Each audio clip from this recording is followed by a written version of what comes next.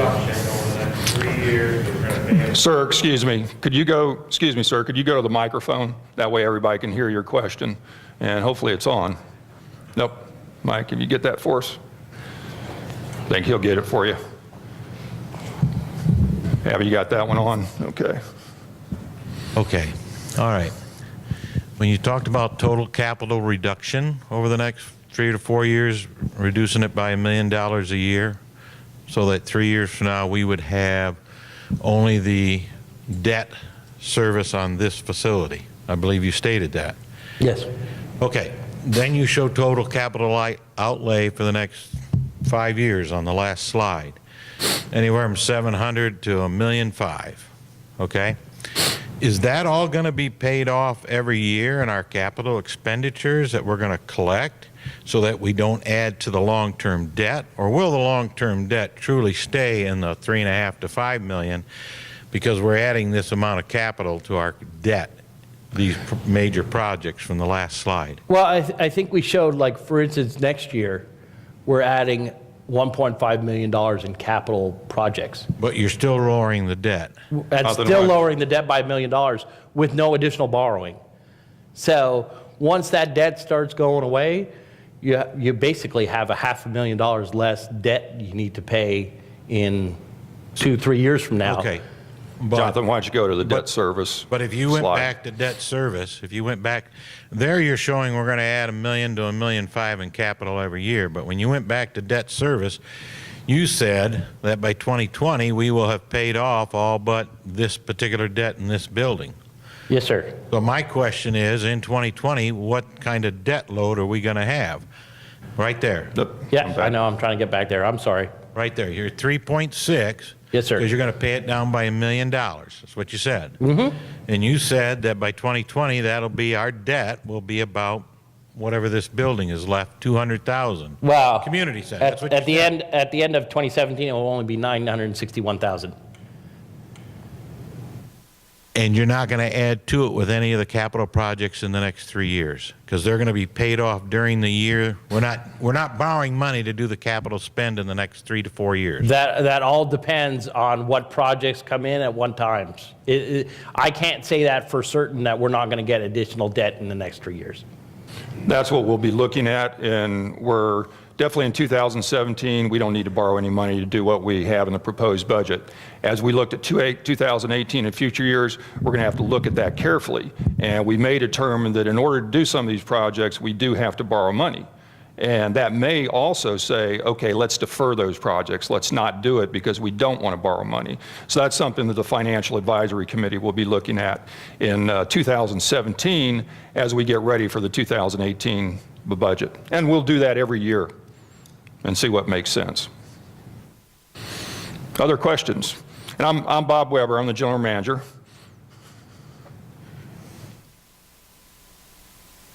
Jonathan, I'm going to ask you the question that I warned you I was going to ask you. I'm sorry. Get I'm going close to to it. ask you the question. Is it not? Just need to get close to it. Oh. I'm going to ask you the question that I prepared you in advance and told you I was going to ask you at some time. And that is, what is the incremental cost for food and beverage for us to keep the restaurants open on Mondays and Tuesdays? It's approximately, I think we figured this out, it was approximately $158.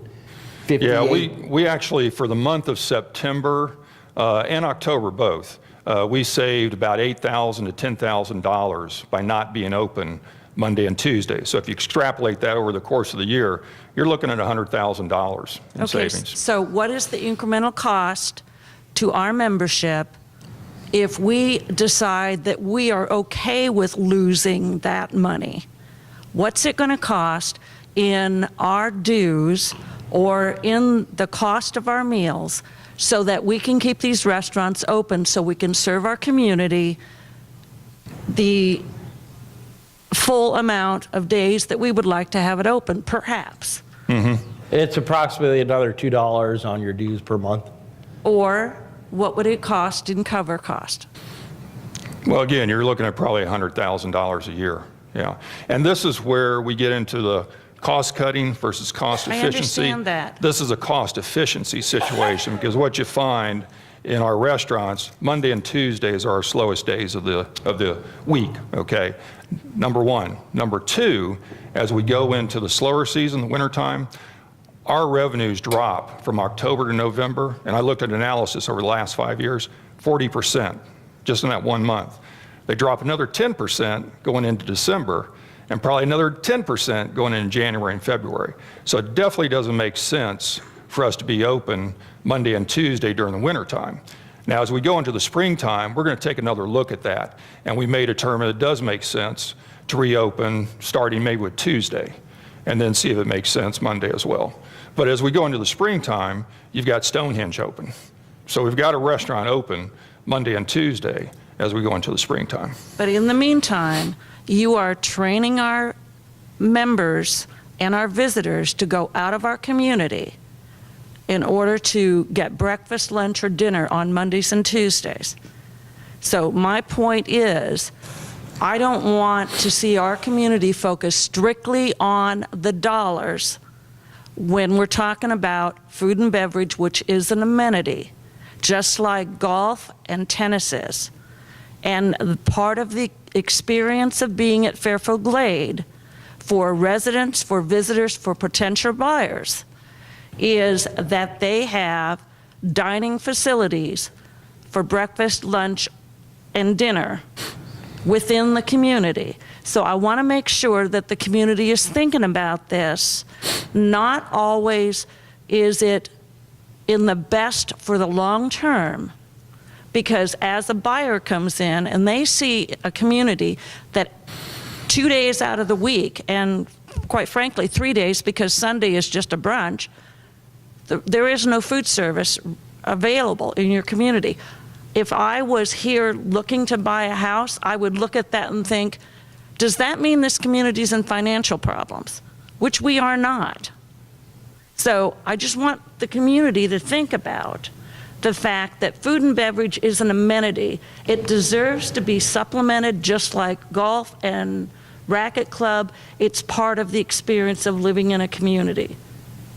So when you're talking about this budget, think about that as well, because when you cut this budget, you have cut from 7 days down to 4 full service in our restaurants. Well, first I of just all, remind you also, sorry, that Sunday we are open till yeah, 8. exactly. Sunday, you're open for brunch. No, No, we're Sunday- open till 8 o'clock at night.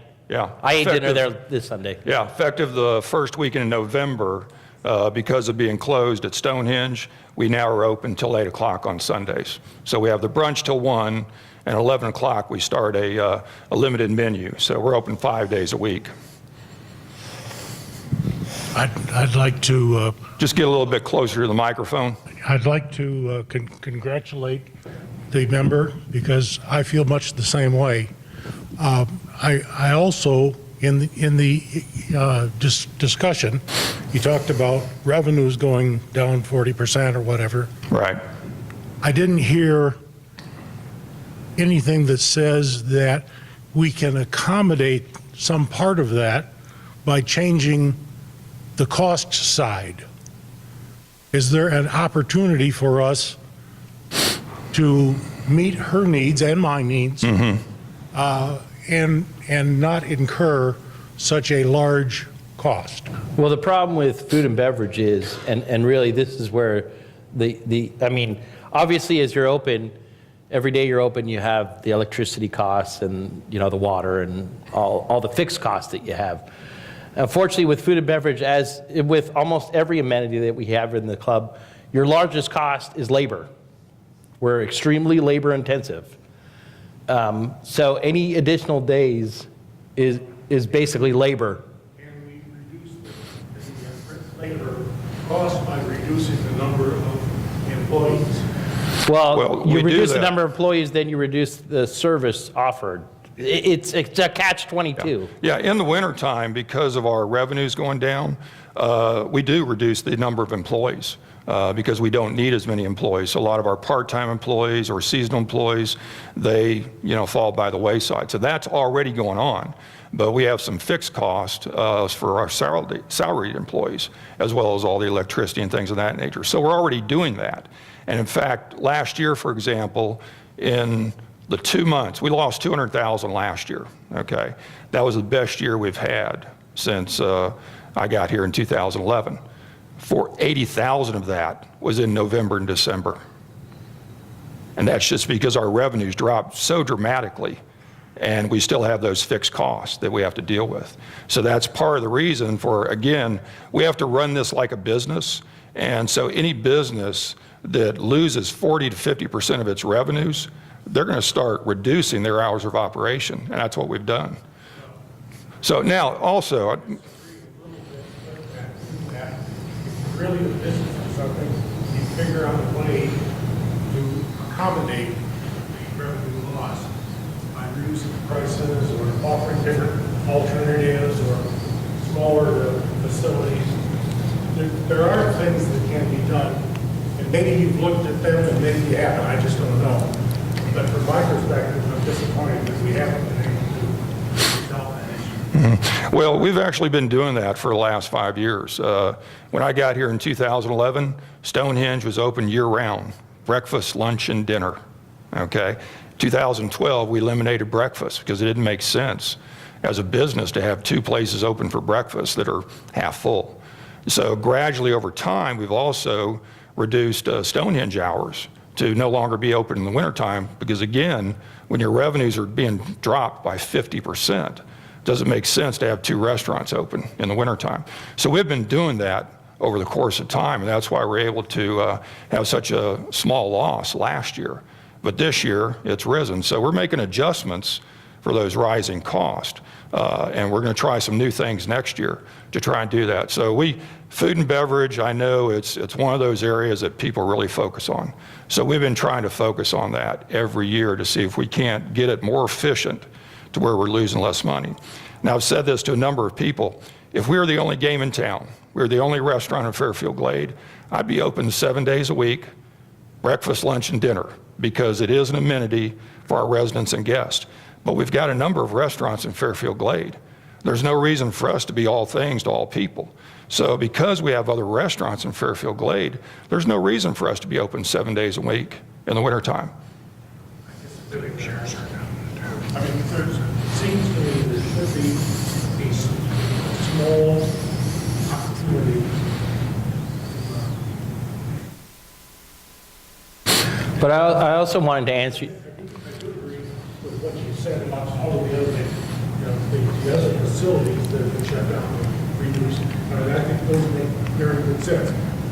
I think right now, you just go out and find. Yeah, and again, we'll, sometimes you have to make adjustments one way and you see that, okay, that's not working so well, then you got to come back a little bit. So that's what we're going to be looking at, especially as we go into the springtime. But again, I did an analysis the last 5 years, and even with Stonehenge open year-round, breakfast, lunch, and dinner, still our revenues drop dramatically in the wintertime, consistently every year, 40 to 50%, versus October. but the one thing, to go back and answer the crux of your question, trust me, we have looked at this inside out, backwards, forwards, sideways, any way you can look at this, we have looked at this. So I want to rest you assured that we have done probably over-analysis of this, because it's a question I get constantly. So yes, we have looked at all the options. General. Well, I was just going to make a quick comment that when we first moved in 2011, we really enjoyed the fact that Stonehenge was open all the time, legends, go there, the service was fantastic, because very often we're the only people in Stonehenge. When I joined the board, I really was going to fight to keep things open like that. When you look at the numbers, you just cannot defend it. We struggled, we discussed it at length, and right now, this is what we think is the best option. Unless we're willing to make that an amenity that our dues is going to be willing to help support. And that's up to the membership. I mean, do we want to say, we're willing to take $300,000 a year loss? Do we want to say that we're willing to take